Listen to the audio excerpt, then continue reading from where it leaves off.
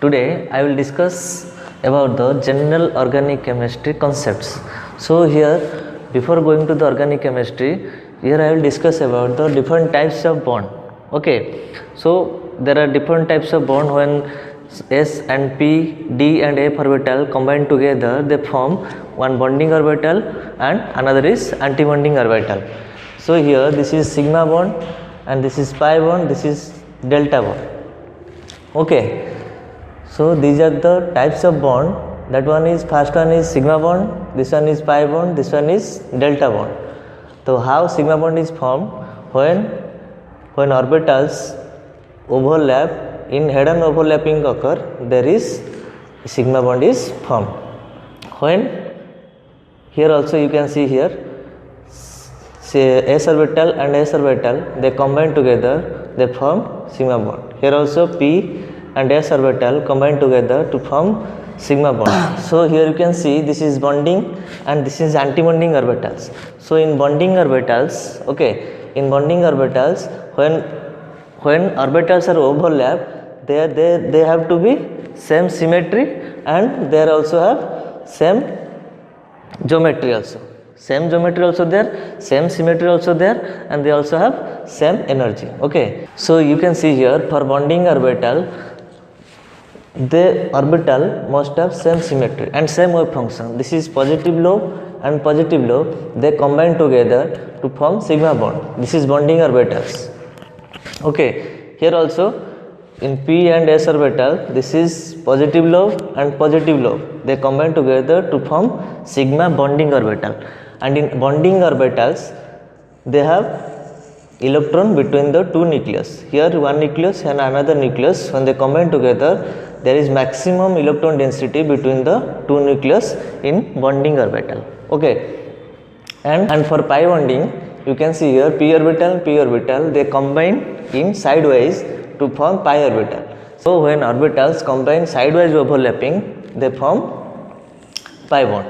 Okay, so here you can see p and p form pi bond, and here you can see this is same type of flow. This is positive and negative combined together to form pi bonding orbitals.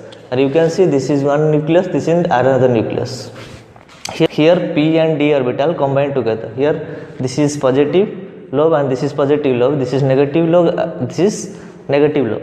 They combine together to form bonding orbital. Okay, in sigma bonding, one lobe is involved. In sigma bonding, one lobe is involved. In pi bonding, two lobe is involved. Here you can see this is two lobe, this is two lobe. They combine together to form pi bond. And in delta bond, four lobe combine together.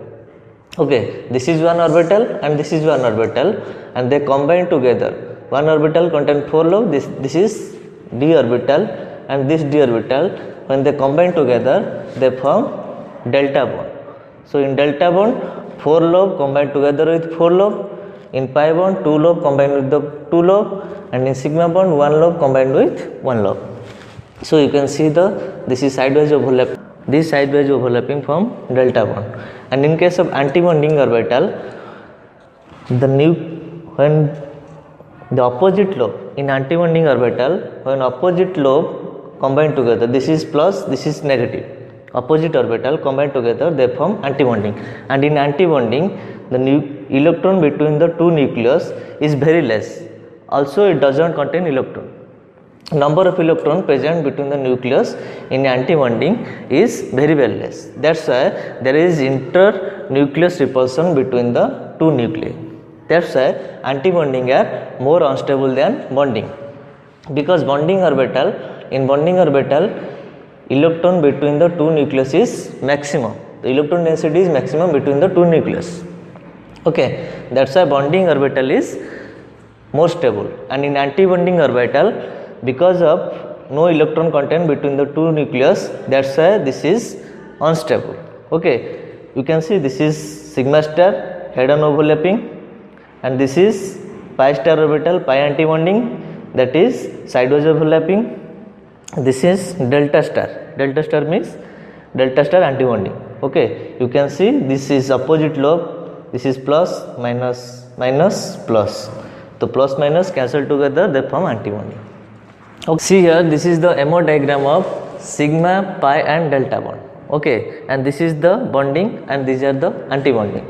And I told that this is this bonding orbitals, these bonding orbitals are most stable because this electron between the two nuclei is maximum in case of bonding orbital. That's why there is very less internuclear repulsion between the two nuclei. Okay, that's why because of the presence of maximum number of electron between the two nuclei, it doesn't repel the nucleus. Okay, that's why they form stable orbital, and most stable is sigma orbital because you can see here this nuclei and this nuclei, this is present in a large distance, and here it contain maximum number of electron density. That's why the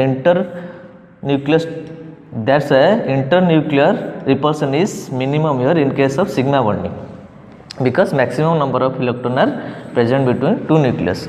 Here in case of pi bonding, so these two nuclei come closer. Okay, because of this reason there is internuclear repulsion occur. Because of that reason this pi bond have more energy than sigma bond, and in case of delta bond these nuclei come closer and closer, because of which internuclear repulsion occur. That's why they have more energy than pi orbital and sigma orbital.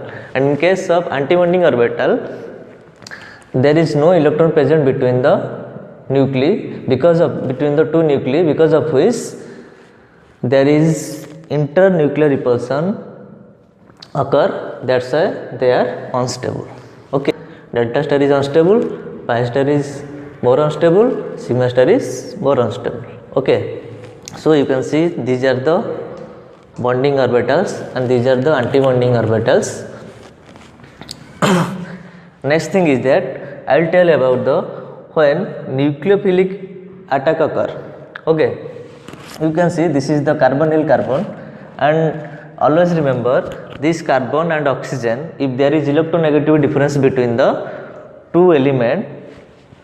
Okay, so there is in carbonyl carbon and oxygen have more electronegative. So what happen, it will disrupt this electron density towards itself.